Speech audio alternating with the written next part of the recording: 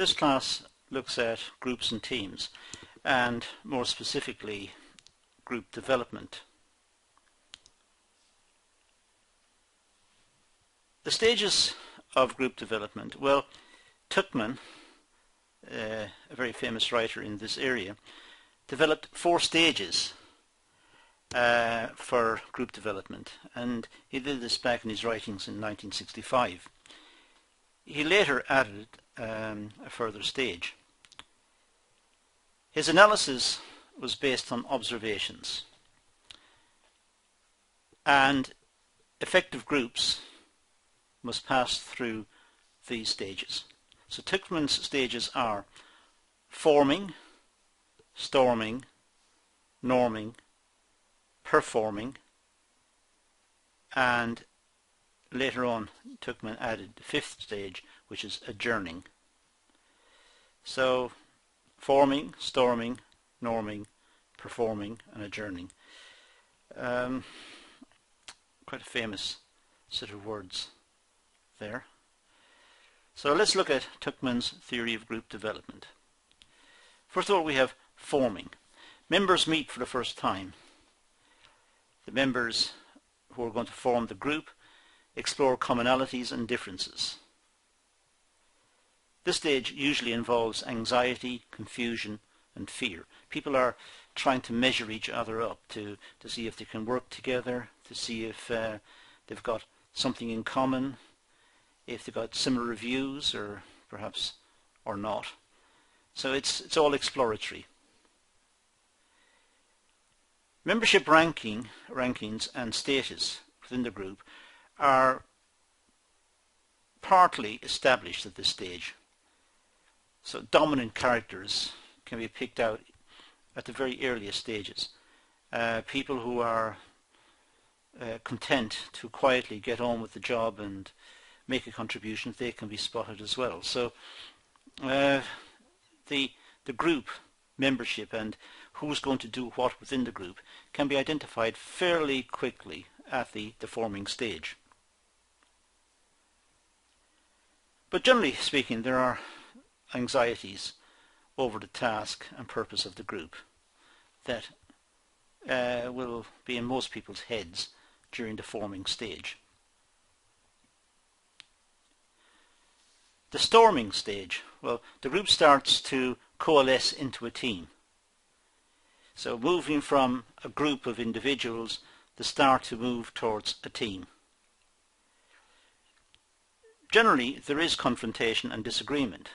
Members assert themselves and positions will be established. Personality conflicts can emerge at this stage. As they move towards the team, people who have strong opinions about what to do or what the purpose of the activity is, and perhaps not everybody has the same view. So there may be disagreements at this stage. The purpose of the group to accomplish a task is put on hold while the group finalizes its structure. So in a way, the whole purpose of the activity, forming the team, that almost goes into the background while the team itself sorts out its own procedures. Who is going to be the chairman? Who's going to be the treasurer? Who's going to be the secretary? Who's going to do the research? Who's going to do what? Tasks have to be assigned, and compromises have to be struck, but disagreements have to be resolved. That's the main point. The final part should be agreement and understanding. And then, at that stage, full attention can now be focused on the task ahead.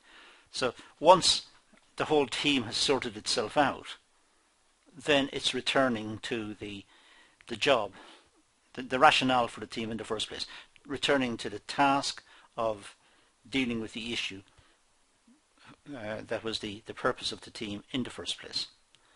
So that's the storming phase.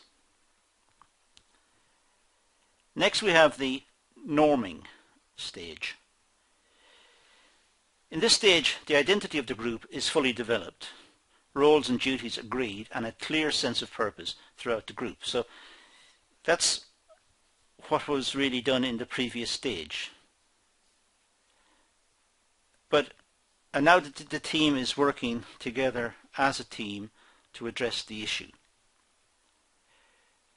There is a clear understanding of rules, guidelines, standards and procedures. And there is greater tolerance, understanding and support within the group for individual members. And there may also be a final realignment of group member roles as skills and experiences are identified. In the previous stage, in the storming phase, the roles were allocated according to perhaps little information about the members of the group. The information may have been based on brief meetings and observations.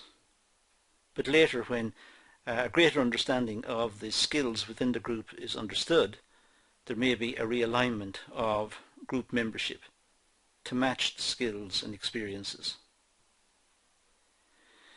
The norming stage comes down to, it really is the settling down of the team that was established at stage 2.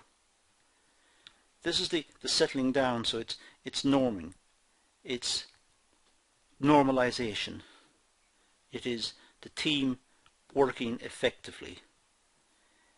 Understanding of the rules, understanding of the procedures, understanding of the tasks, getting on with the job, and the disagreements that may have arose at the first level or even in the second level, these disagreements have gone into the past. People are working now to achieve the task.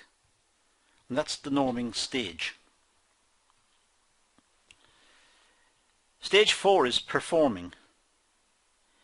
This stage is focused on completion of the task and on group cohesion. The group will have the following characteristics. All group members will have a working relationship with each other. They're in a group, so they will be working with each other. Roles and responsibilities are agreed. That was worked out in the previous stage. And there is trust that individual members will work diligently and independently to achieve the task. It's assumed, in other words, that everyone in the team is pulling their weight. They all are aiming at the same objective, to achieve the task. And that the group energy is focused on the task. So, stage 4, having had the group settle down in the norming stage, stage 3, they are now able to focus entirely on the task, and this is performing the task. And the issues that were evident at stages 1 and 2, they have been resolved. There is a greater team spirit from stage 3, and now they're able to focus that team spirit to perform efficiently to achieve the task. That is the performing stage. The final stage that was added by Tuckman was the adjourning stage. This is the dissolution of the group. It's when the task has been completed, or if the task has failed, the reasons why it's failed should become obvious, should become clear.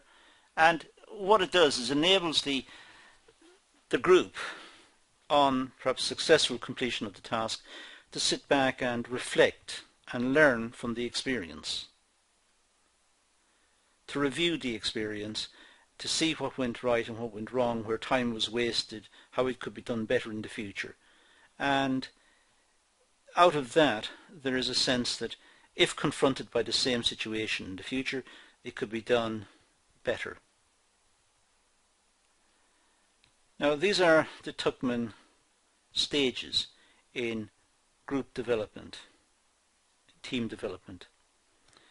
And that's all really I want to cover in this class. So thank you for watching.